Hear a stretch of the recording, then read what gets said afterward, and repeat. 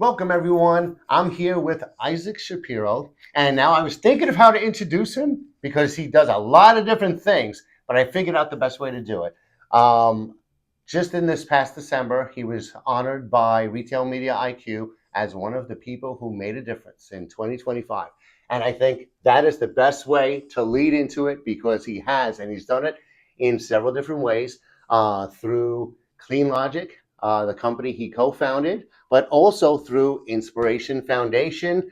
And he's starting to make a difference with his new podcast called Driven by Purpose. So we're going to get into all of that during this discussion. So thank you for joining us again, because you've been coming to our sessions forever.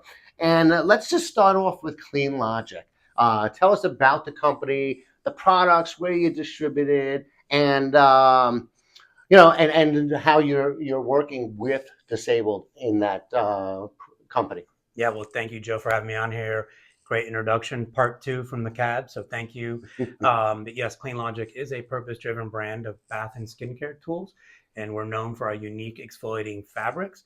That we also, the brand was inspired by my mom, who's been blind since age 7, and we wanted to create a product that was not just from a great product in bath and skincare tools, which is also known as bath accessories, as most people look at that, but we really wanted a brand that was accessible and that gave back to the disability community. And so that's why you'll see our packaging has Braille on it.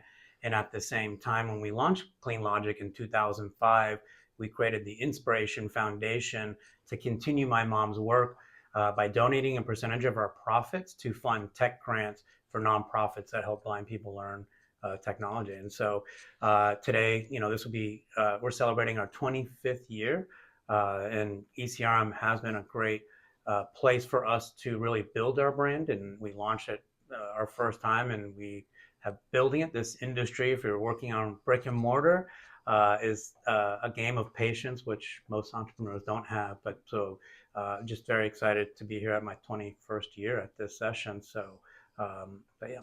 Well, more time than I have over here. So, well, we always love having you, and I know everybody knows you. And so, tell us a little bit about the mission too, because the company and the mission are tied together, but you also do other things with the foundation as well. Yeah. So when you take a look at what we did 4 years ago, it was during the pandemic. We were looking at a way to how do we solve the problem with high container prices, and we were thinking, well, how do we start making stuff here in the U.S. and if container prices go back down, people are going to ask us to lower the prices. So why don't we actually do what in the nonprofit community it's called lighthouses? There are about 50 of these companies that are nonprofits that employ 70% of their workforce are individuals with disabilities, and they support the U.S. government in many things for military. So we wanted to create something that was private company and making money, and so that's how we Mm-hmm. came with this next idea of how do we employ people with disabilities and not just talk about it. And we went to Walmart during their Made in USA summit, and we came up with the idea saying, hey, let's take this one item to all stores. We're going to bring in people with disabilities. And that became successful. We started on time where we got in before the review period to fill a spot and avoid that they needed. And then we ended up coming back during the review period and added another 3 items. And that today has helped us hire 29 individuals with disabilities. And what we have been finding with our success is that people want to know, hey, how do I do this? Or I have a kid that has a disability and I want to hire them. And so what we have evolved to seeing is we want to inspire other companies to hire people with disabilities. And that's where our foundation comes in.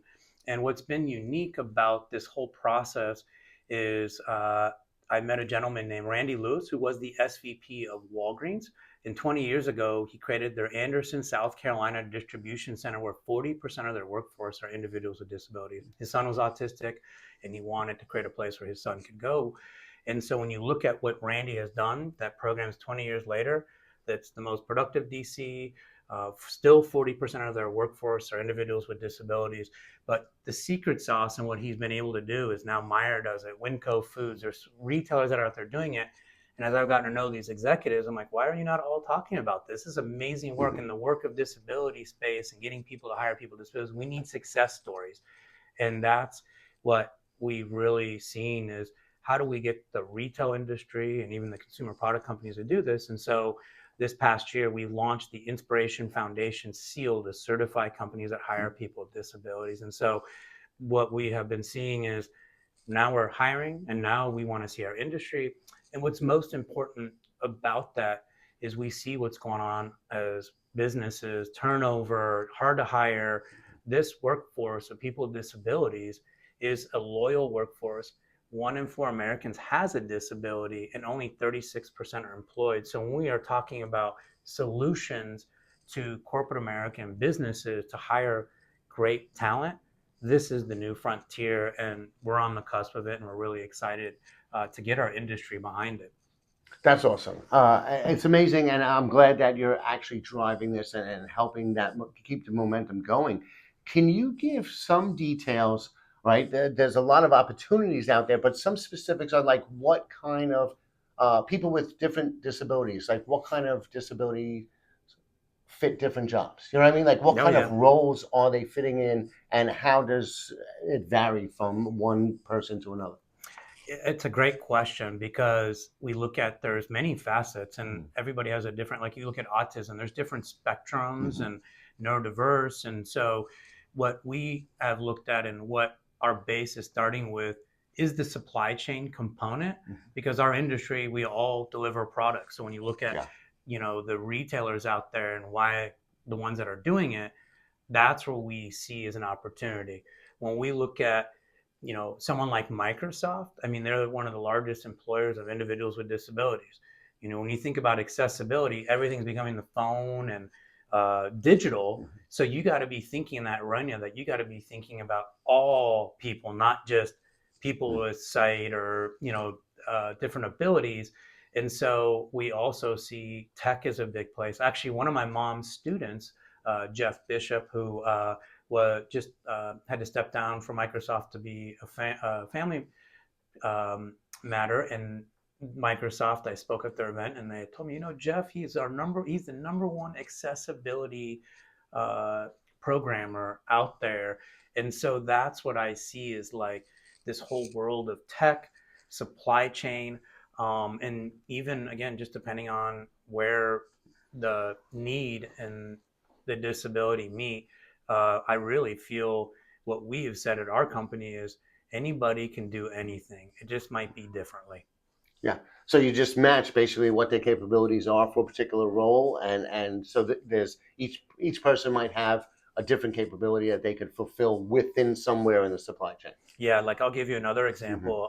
One of our, we call through our foundation, these individuals that are leading these efforts at companies to get people to hire, we call those champions. So one of our champions, another one is at VF Corp, which does North Face, Dickies, all the brands that they have in their umbrella in their Pennsylvania warehouse.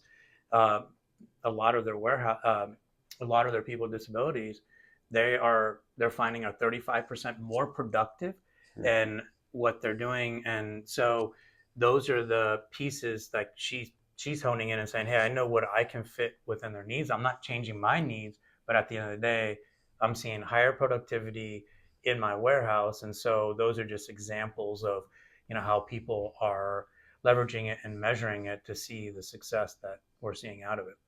And then the other side of it is, what does this mean for the people with the disabilities? Giving them this employment, giving them this sense of purpose that they have in helping with these jobs. What is it? How is it? It must be meaningful for them. Oh, it's amazing. God, I want to cry about it because we started doing more digital stuff Hmm. around our employees that have worked for us. And so I did a series on social media where I went in and talked to the team. And the number one thing that they brought was it's like family here. I didn't have opportunities. I was picked on as a kid, and people rely on each other. And so what we've seen, they're becoming independent. They can buy their own stuff. And so that's been really just an impact that we've been seeing is giving them that independence and belief and confidence. So that's what we see. And one of the things that's important for us that we see as an opportunity is with disability, payments from the government. The average payment's only $1,200 a month. So that's poverty. So how do we get people off this and get them into something that they can have a livable life? Because a lot of the people that I've met over the years that are in this, they're making 1,200, max maybe 2,000 a month. So that's $24,000 a year. So that's what we have just felt has been the big impact in the disability community, is just seeing the confidence and really creating, job opportunities, which I think we all want that for what we're doing in our business. Yeah, and that's something great to see, and to be able to see the impact it has on the individuals. Yeah. So now, and all of these pieces tie together, right? So you have the brand, you have Inspiration Foundation, now you have the podcast, which is kind of related to it, and you'll see these things are all tying together into an ecosystem. So it's called Driven by Purpose. Can you share what that's about, and what you're looking to do with that? Yeah, no, I attended an event that Walmart hosted, and they were talking about emerging brands being successful, and they had found the correlation is that the founders have large communities. So we had a community, but as I was thinking as we building out our digital business, it's like, okay, how do we tell the stories? How do we build that community? And disability is complex. 1 in 4 Americans has a disability. So that's a lot of pieces. Mental health is there, so there's so much that there. So we felt what we wanted to focus on was how do we tell our story? How do we tell other purpose driven companies? What we've also seen out there is there's a lot of new entrepreneurs that are coming out of the business world that are leaving their company to start businesses to employ their child with disability because they can't get them hired. And so we wanted to tell those stories, but we've also learned, and I'm going to say me personally, over the 20 something years of doing this, I've met a lot of traveling salespeople and buyers, and talking about like, I want to do what you do. I want to find purpose, or and doing that. And so what we also want to do is inspire purpose. So we are bringing together thought leaders, individuals, in the nonprofit community, and really anybody that's got a great purpose-driven story to really showcase what purpose can do. And that's where we really are bringing that to the forefront. But really, what we're really trying to do is expand and hit our mission to increase employment for individuals with disabilities by 10%. And so that's what's giving us that outlet to have that conversation and really build a digital ecosystem out there. And this has evolved since you launched the podcast. Even though it's a new podcast, you're seeing it's evolving, right? The audience and kind of who it's relevant to is expanding. Yeah, yeah. So 6 months in, we're episode 36 this week, and what we have learned, again, we were focusing more on entrepreneurs, and then we started hearing about burnout and pieces. So we want to give, especially Type A personality, not just business people, just that outlets. And then if you look at 1 in 4 Americans, mental health is under there, and I've heard parents talk about, my child has a severe disability, they've got high anxiety or ADHD, where I've learned that not everybody classifies themselves with disability that might have ADHD. And so we really wanted to define some of these pieces, make more people understand what that is. So for example, we want to start the conversation around not mental health, it's brain health. Because what I've learned, and the experts we brought in and we talked to, we're all one step away from having a mental health issue. And so how do you take care of yourself? And then what we also see is we've been, talking about disability because not everybody's exposed to disability. So that's the other thing, is we're bringing our personal stories in to talk about the disability impact. My business partner's daughter is neurodiverse and physically disabled, and our main host, Evan, his daughter has cerebral palsy. So I don't know much about cerebral palsy, and I've learned so much about cerebral palsy. So what we've done is we're opening, getting people comfortable with it, and then seeing how we can continue to expand and build with the disability community, because it's one of the most loyal communities and the largest group. That if you look at, like, we classify Black, white, Mhm. American. If you look at the disability community, it's one of the largest communities Mhm. out there that a lot of people aren't servicing. They're not even represented in marketing. If you think about it, only Mhm. 1% of ads even represent that. Yeah, and it spans nationality, right? Religion, political, whatever. It crosses everything. It's a community that doesn't favor anything. Yeah, and I think it's really important to understand, especially when we think about the seal, because we're not saying you need to go hire X percent of people. We want people to just start thinking about it and bringing it in. And so we want to make it easy for people, because it really is. It's just how we behave as humans. And Mhm. so that's where we really want, people to feel, comfortable with it and talking about it. And so that's where we, Mhm. just want the community to feel comfortable with it. That's great. That's great. So you've been coming to ECRM for a while. How do you kind of um, not leverage, but how have the relationships you've developed over the years at our ECRM sessions kind of helped you with your mission? Yeah, I mean, I really feel ECRM and just our industry is like family. If you're in it, it it's my life. I feel like I have a lot of long-term friends from our industry, and that was developed here, not in the business rooms that you spend 20 Mhm. minutes. It's where ECRM is setting up those cocktail hours, meeting people, before cocktail hour to drink. So you're always getting to know people, because this industry is still relationship driven. We're going to see AI, but we're still going to have humans behind it. And how do you build the relationship? And you're allowing me to tell my story. So this Mhm. place has allowed me to, or excuse me, ECRM has allowed me to tell this story. And it's even amazing. Today, people ask me how my mom is doing, and they've never met my mom. And so that's where taking advantage of the opportunities outside your room and selling the product that have made a huge difference, and where I feel when I come here, I'm like excited to see friends, not an Mhm. industry person, but we have friends. And that's like what's been important for us. Yeah, yeah. And as someone whose job is to tell stories for a living, I know the importance of it and how So I think the podcast is such a great idea for you to launch because you can really get in depth, and your guests can get in depth and really share at a deeper level than you would get from like an advertisement or a little blog post or Yeah. something. It's a really engaged back and forth, not too scripted, and you really get their side of it. So, well, I was really happy to hear that you were doing the podcast. How can people get involved? Or if someone is thinking, look, I would like to do that or get involved with you, who do they reach out to? Where do they go?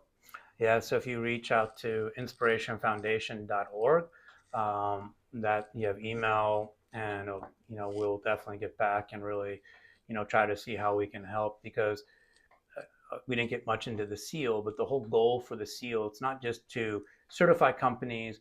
We want to recognize companies that are hiring people with disability. The disability community is going to reward you for your work to support the community. That's the one thing I've learned about the disability community. We're the most loyal and dedicated to products and brands and people.